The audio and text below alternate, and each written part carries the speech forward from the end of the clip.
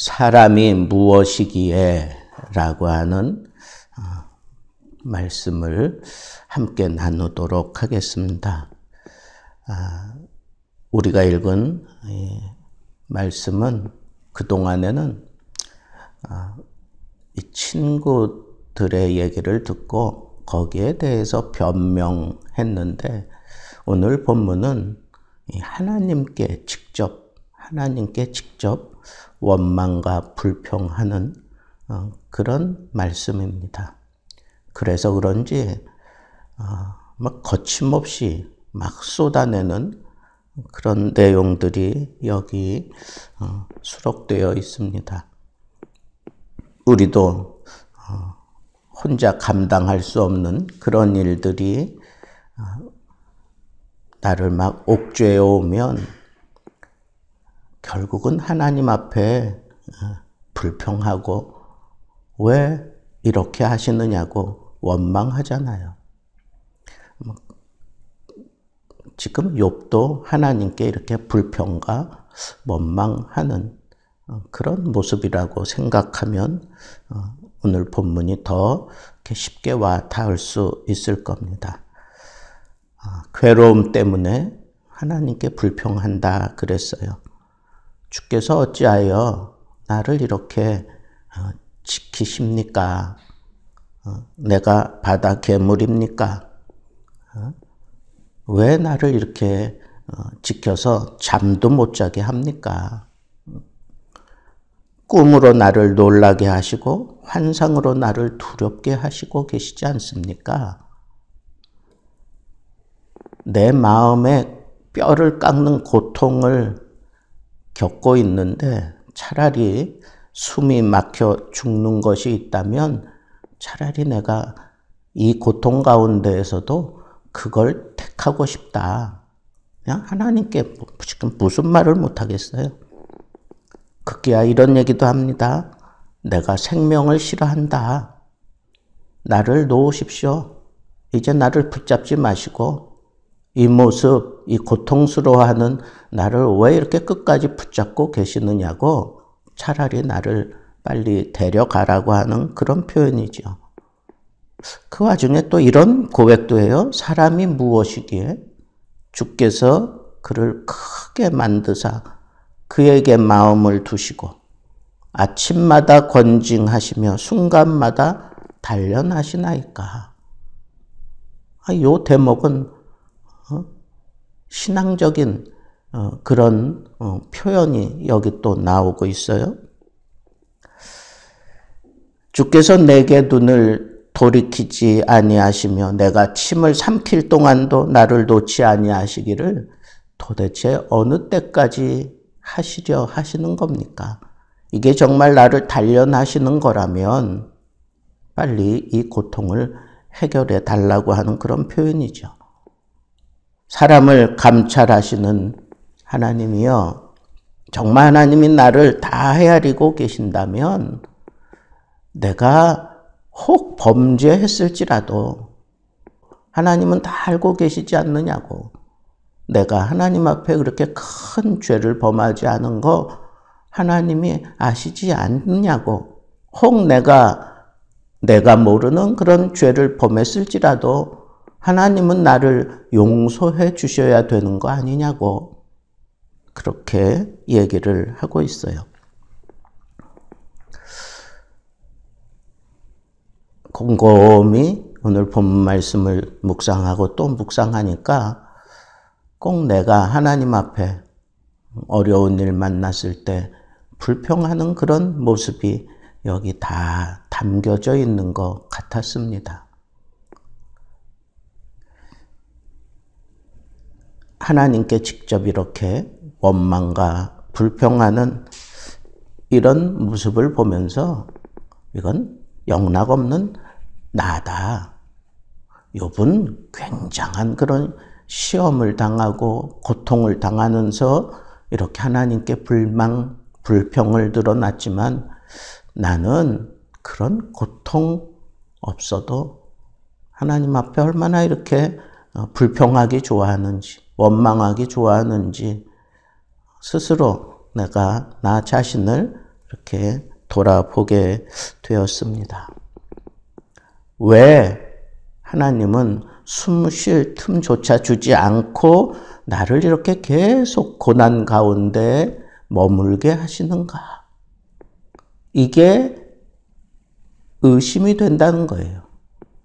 하나님은 분명히 살아계시고 하나님은 분명히 의로우시고 하나님은 절대 틀림이 없는 분인 걸 나는 아는데 왜 하나님 나에게 이런 고통이 끝이지 않고 계속 심각한 고통 가운데 나를 그냥 놔두시느냐고. 우리도 하나님 앞에 정말 욥과 같은 이런 고통을 당할 때 이러지 않을까? 아니 어쩌면 더 심각한 그런 욕과 더 심각한 불평을 쏟아붓다가는 나중에는 그냥 포기한 채로 마음대로 하라고 그렇게 돌아앉지는 않을까? 욥의 아내가 했던 말처럼 차라리 욕하고 죽으라고 하는 그런 모습을 우리가 취하지는 않을까? 그런데 저는 오늘 본문 가운데서 그래도 하나 빛을 봤습니다. 그게 뭐냐 하면 사람이 무엇이 간대. 사람이 무엇이 간대. 물론 하나님의 그 주권적인 섭리를 다 이해하고 하나님 앞에 토로한 고백은 아닙니다. 여전히 불평 가운데, 여전히 그 고통 가운데 원망과 그리고 의문을 품고 그러면서도 욥의 마음 한 구석에 박혀있는 말씀, 사람이 무엇이 간데 이렇게까지 심각한 고통을 베풀어서 그렇게까지 나를 붙잡고 계시는 거냐고. 나 아무것도 아닌데 그냥 이런 고통 가운데에서 그냥 거두어 가셔도 되는데 입으로는 계속 불평하고 그렇게 의심하면서 툭 던지는 말이 도대체 내가 무엇이라고 나에게 이와 같은 은혜를 베푸시는 겁니까? 라고 하는 그런 반론적인 그런 표현이 이 말씀이에요. 사람이 도대체 무엇이 간데 내가 뭐라고 하나님 이렇게까지 하십니까? 내가 하나님의 뜻은 다 알지 못하겠습니다. 그런데 이렇게 심각한 고난 가운데 나를 몰고 가면서 이렇게 원망하고 불평하게 만들어 가면서까지라도 하나님 나를 통해서 도대체 하나님은 무슨 뜻을 이루기 원하시는 겁니까? 라고 하는 그런 표현을 하는 거예요. 아주 성숙한 믿음은 아닙니다. 그러나 욥의 이 원망과 불평 가운데에서도 그칠 수 없는 하나님을 향한 겉으로는 이게 의문이고 하나님을 향한 원망이고 불평이 분명하지만 그 내심에 그래도 자리 잡고 있는 거 도대체 내가 뭐라고 하나님 이렇게까지 하십니까? 내가 이렇게까지 해서 변화되면 내가 하나님 앞에 뭘 하기를 원하시는 겁니까? 아니면 하나님 나를 이렇게 심각하게 다루어 가시면서 나를 통하여 하나님 이루고자 하시는 일은 도대체 무엇입니까? 그거나 이해가 되지 않습니다. 그러나 하나님은 그런 분인 것을 나는 압니다. 라고 하는 그런 표현을 이 한마디에 담아낸 거예요. 사람이 무엇이기에 이 흙으로 지어진 티끌과 같은 내가 도대체 무엇이기에 하나님 나에게 이렇게까지 하시는 겁니까? 라고 그렇게 고백을 하는 겁니다. 여러분 이거 어디서 많이 들었던 표현 아닙니까? 시편에 보면 다윗이 똑같은 고백을 하고 있어요. 사람이 무엇이기에? 사람이 도대체 무엇이기에? 그런데 다른 점이 있어요. 똑같은 그런 퀘스천 마크지, 그러나 달라요. 다윗의 고백에는 감사와 찬양이 있어. 그런데 똑같은 표현을 하면서 욥은 불평과 원망이 쏟아져 나오는 겁니다. 다윗은 성숙해가는 가운데 이 고백을 했고, 욥은 정말 견딜 수 없는 고통과 아픔 가운데서 이런 고백을 한 거예요. 아직 미성숙한 그런 모습이고 표현인 것 같은데, 저는 이 두 사건을 곰곰이 생각하면서 다윗은 어떻게 감사할 수 있었을까? 인간을 생각하면서 욥은 왜 원망과 불평 가운데 인간을 생각하며 하나님 앞에 이렇게 토로했을까? 그 상황 때문이잖아요. 상황 때문에. 하나님이 언제나 승리하게 하시고 점점 강하게 만들어주시는 가운데 다윗을 통해 이 고백을 받았어요. 감사와 찬양의 고백을 받았습니다. 도대체 인간이 뭔데 귀하게 여기시고 나를 이렇게까지 사랑해 주십니까? 다윗이 그렇게 고백했다면 욥은 도대체 사람이 뭔데 이렇게까지 해서라도 하나님은 도대체 무엇을 얻으려고 하십니까?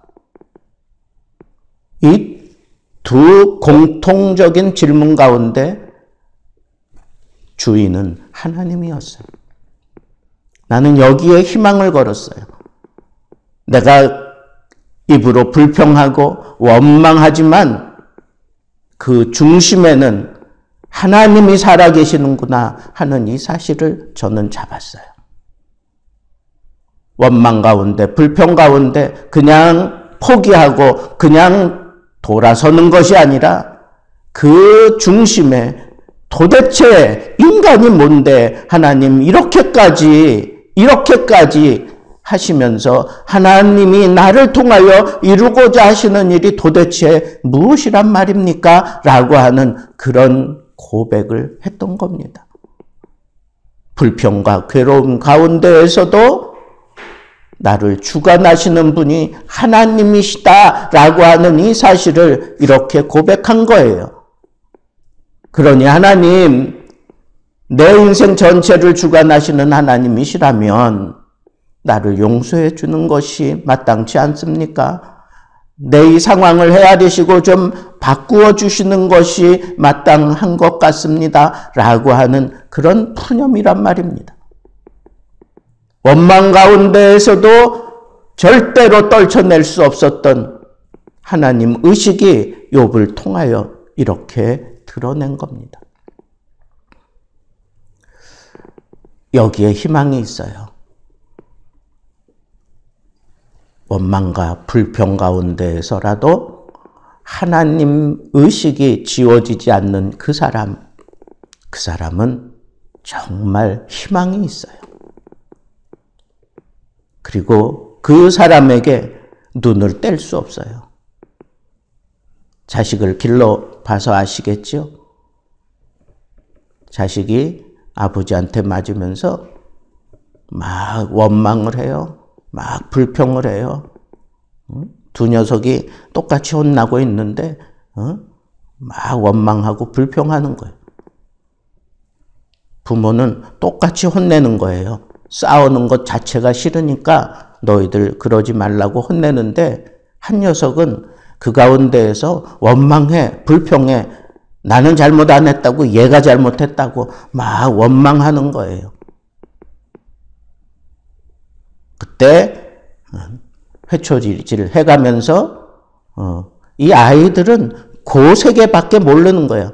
잘했다, 못했다 이거밖에 몰라. 그것 때문에 억울해하는 거야. 왜 지금 혼나고 있는지 이거 이해 못하는 거예요. 그 순간에는 그 아이들이 그걸 헤아릴 수 있는 그런 지혜도 없고 그런 상황을 걔네들은 모르는 거예요. 그러면서도 그냥 맞아요. 왜? 부모니까. 나를 책임지는 부모니까 어린아이들은 그냥 회초리질 당합니다. 이게 믿음이라는 거 아세요? 이게 부모를 향한 믿음이고 자식을 향한 아버지의 믿음이에요. 고통 가운데에서도 그칠 수 없는 자식을 향한 믿음, 고통 가운데에서도 원망을 들으면서도 그 자식을 향한 사랑이 있기 때문에, 고통이 있기 때문에 이 상황을 하나님이 주권적으로 인도해 가시듯 부모들도 그렇게 하는 거예요. 사람이 무엇이간데, 사람이 도대체 무엇이기에 하나님이 나를 이렇게까지 다루어 가시는 겁니까? 이건 그냥 원망과 불평으로 끝날 문제가 아니라 그 속에 담겨져 있는 하나님의 주권을 인정하는 것이고 하나님을 절대로 포기할 수 없는 욥의 든든한 신앙을 우리는 여기서 사실은 붙잡을 수 있습니다. 겉으로 다 미사오그를 써가면서 표현하는 그것만이 하나님 앞에 옳은 게 아니에요. 그보다 그 중심에, 그 고통 가운데에서도, 그 괴로움 가운데에서도 떨쳐내지 못하고 있는 하나님 의식, 그것이 바로 욥의 희망이고 욥을 하나님이 더 사랑할 수밖에 없는, 부모가 이해하지 못하고 막 이렇게 원망하는 그 자식들을 나중에는 와락 껴안고 같이 눈물을 흘려주면서 그 상황을 바꾸어 놓는 것처럼 우리는 이 표현 하나에 하나님이 욥을 앞으로 어떻게 다루어 가실 건지 우리는 기대할 수 있습니다. 정말 기대할 수 있는 사람, 고통 가운데에서도 하나님에 대한 의식을 지울 수 없는 사람, 그 사람이 이 세상에 희망을 던지는 사람이다 라고 하는 이 사실 가슴에 명심하시고 오늘도 무의식 가운데에서도 여러분들과 함께하고 여러분들을 지키시고 여러분들을 이끌어 가시는 하나님 때문에 즐거워하고 기뻐하고 승리하는 삶을 살게 되기를 우리 주님의 이름으로 축복합니다.